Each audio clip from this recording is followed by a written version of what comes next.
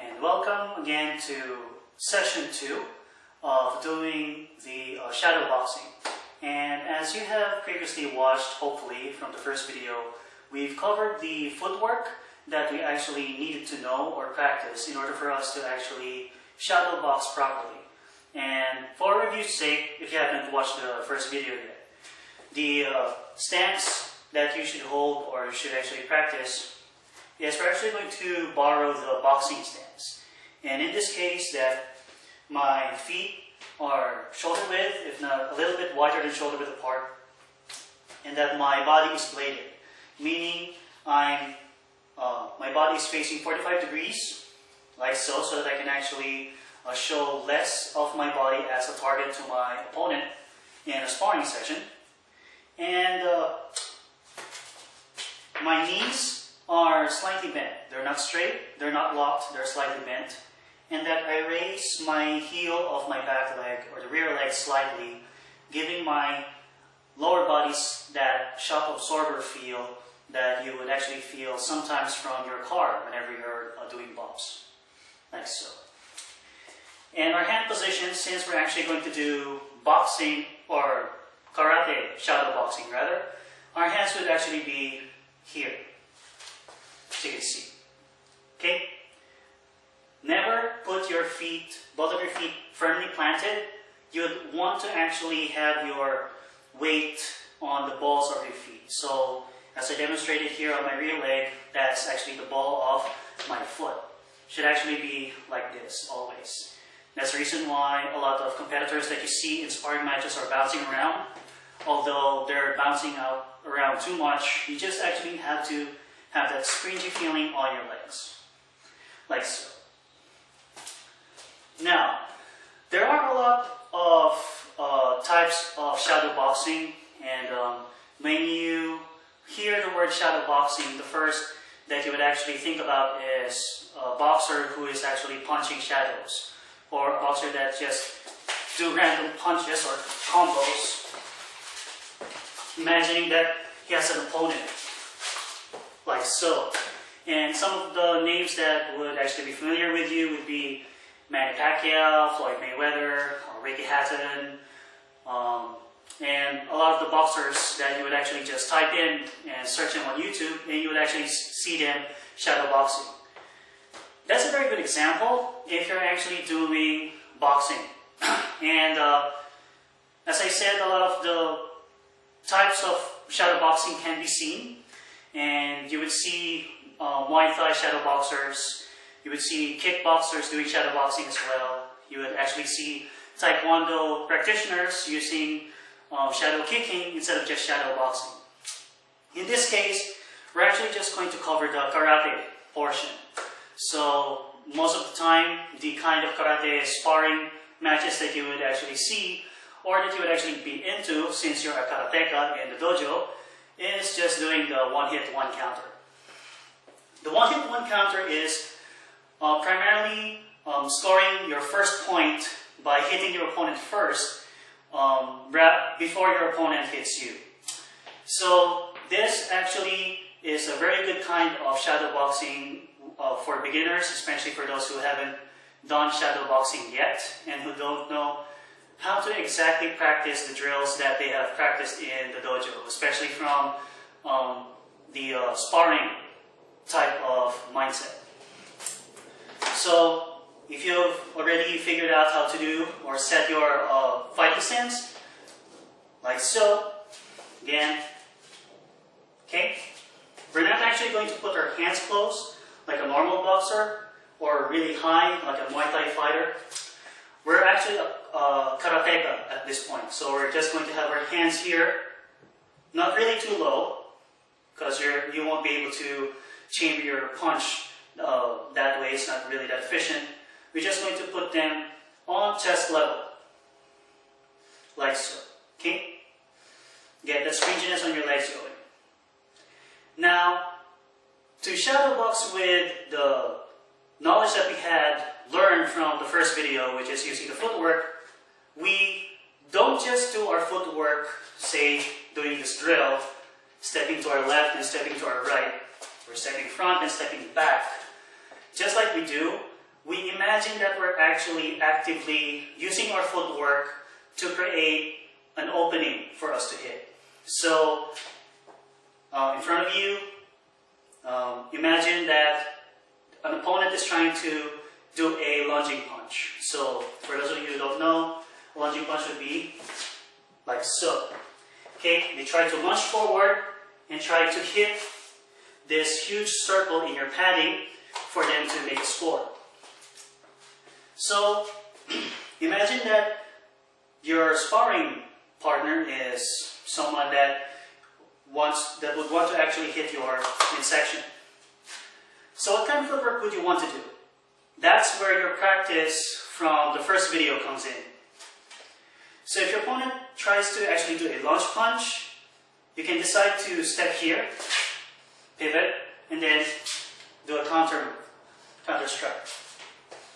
Step back with a parry with your lead hand, and then do a lunge punch of your own. Since after you parry their punch, or after you block on the side or upward, they're open on that split second that you actually need in order for you to actually just move fast enough rather, to hit their midsection and then you score a point. Or you can actually block this way and then parry, which is a check. So again, take a step, 45 degrees, block, parry, then lunge punch. Okay? So again, you try to imagine your opponent doing their own lunge punch at you, trying to take that score first. Footwork.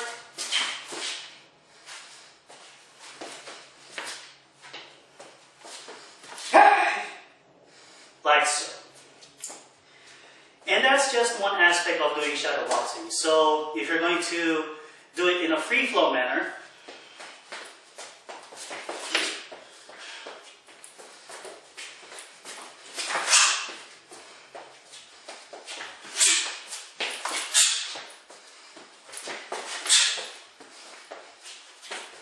like so.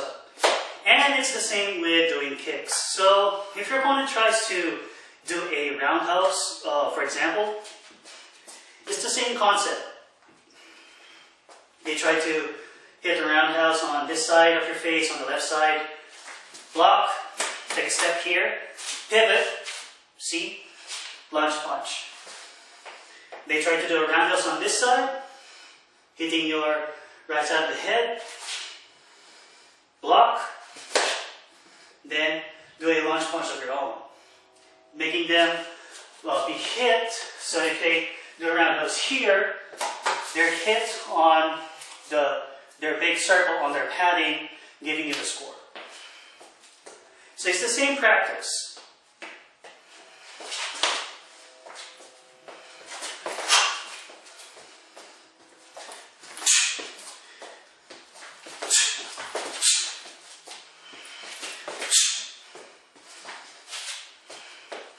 Like so. Notice that in every strike that I did, I breathed, I exhaled. And that's one very huge key for you to actually practice breathing, especially when doing shadowboxing, ultimately which carries out to doing your sparring matches. The reason being is, you don't want to be totally tense, like so, where you're actually very, very firm with your punch and that you're too tense, too nervous, or too anxious to actually do the techniques. Instead, you want to be flowing in your shadow boxing. That's the reason why you shadow box first, because it simulates you in a practice setting, so that when it comes to sparring matches, or just a practice spar with your kohai or senpais in the dojo, you'll be able to just breathe and relax and not be that nervous or anxious. And it also helps you not telegraph your moves. You'll know that a person is very nervous or very tense, rather, and is about to hit you when they do some kind of flinch or when they do some kind of nervous move that gives them away before they attack. See? They clench their fist first and then try to hit you. But because they're tense first before they hit you, or before they actually do a strike, their movement speed cuts by around 25%. And that's a huge number. Because if they are slower in hitting you, that means that you're actually going to be able to react faster to their movement because you're more relaxed, and you'll be able to hit them quicker and actually score the first point in that sparring match. So that's another good reason why you need to do shadow boxing. To actually practice not just the footwork that we covered from the first video, but also to actually practice your breathing and to just relax. So if you're going to do it in a free-flow manner, don't speed it up. Find the rhythm. Your rhythm might be different from somebody else's. So if your rhythm is too slow, in order for you to actually practice your movements or your techniques, and you're trying to imagine your opponent hitting you so that you can actually know what to do in countering your opponent. That's the reason why this is called a one-hit, one-counter. They try to hit you once, you counter them once, so that you can get the point. Even though you're slow, you're actually still practicing. And you can use either hand with this, so it's not just your rear hand. You can also use your other hand. You can actually practice the angles, so you can just, even instead of just pivoting here, step 45 degrees on the other direction with your rear leg, pivot, lunge punch, or lunge punch with your left. Just practice, even if it's slow. Okay? Even if you practice with your kicks. Now, if you're seeing other people shadowboxing in your dojo a little bit faster than you, that's their rhythm. That's how they, that's where they're relaxed in. That's where they're used to doing it. And so even though if you see them doing fast movements like this, it doesn't mean that they're actually better than you. What they're training in, even with their fast movements, is entirely different from what you're training in. So even though you're doing it slow, don't let it discourage you to not practice. Okay? And I keep on saying free-flowing and free-flowing when it comes to shadowboxing. That's the main point of doing shadowboxing, for you to actually free-flow. Let me put it this way. If you're used to doing katas or forms on a fixed setting, imagine that you're doing katas but in your own way. And what I mean by that is, you're not in a fixed setting where you're being graded because of you doing the kata perfectly, but because you're in a sparring setting, you have the tools in the kata for you to use so that you can actually freely score or freely hit your opponent within the context of sparring. So say for example, one of the kata moves is doing this, okay? But in a kata setting, it's going to be like so, right? But in a sparring setting, see, you don't actually need to perfectly do the motion as you would do in a kata presentation. See how the stance is fixed, and how my left hand should be in this place, and how my right hand should be here, how straight my back should be. That is when you're performing the kata. But in shadowboxing, it's entirely different. You need to vary or make the variations of those movements to fit you in that situation so that you can actually perform better and score rather than actually just performing in the air without any opponent. But because you're actually fighting against your opponent, you make a variation of it. See, instead of me doing here, which is actually not viable for me to hit my opponent next after I block, I'm still plated. I just block my opponent's arm, for example, after doing a lunge punch, and I can do a counter lunge punch, right? And this is where the springiness of your legs comes in, which is the reason why your stance, we're borrowing from the boxing stances, where you raise your heel on your rear leg and that your knees are slightly bent. You don't want them to be straight, and you don't want your feet to be flat-footed on the ground. It makes you drag your feet and it feels heavier in the long run. Whereas if you have put your weight on the balls of your feet, like so, and you'll know that you've done it correctly when you actually do this, you're actually more mobile and more agile. Okay, so it's not too strict when it comes to doing the karate movements from the kata. You're just borrowing the concept of the kata movements and being able to use it in a sparring setting so that you'll be able to actually score and hopefully win in that sparring match. So that's it for part 2 of the Shadowboxing series that we're actually covering right now. If you haven't watched the first video yet about footwork for you to fully understand what I'm talking about, please do so that you'll be able to actually practice the footwork that you've learned from that first video into this second video, and so that you can actually do more of the free flow, one hit, one counter type of sparring, shadowboxing. Because the knowledge that you get from the footwork on the first video is strongly applicable and carry over here on this second video.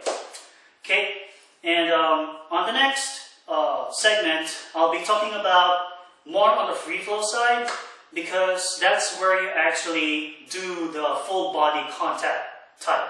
So the one hit, one counter is when you try to hit your opponent, score, and then the ref says score to you or score to your opponent, and then you reset, and then counter, score again, and then it resets. But when it comes to shadowboxing with a little bit more free flow, kind of like in a ring setting, for example, that's a whole different arena, pun intended, of discussion and practice, and that'll be another video for another day. Thank you for watching this video, and hopefully this video has helped you even in the smallest way possible. If you would like to know more about us, please visit our website, fmawarrior.com, where you can actually browse through and check what kind of martial arts that we teach. And if you would like to have private lessons with our senseis for you to actually improve your martial arts skills. Also, if you would like to view more of videos like this, please subscribe. And again, thank you for watching this video, and hopefully this has helped you even in the smallest way possible. God bless you all, always train safe, and take care.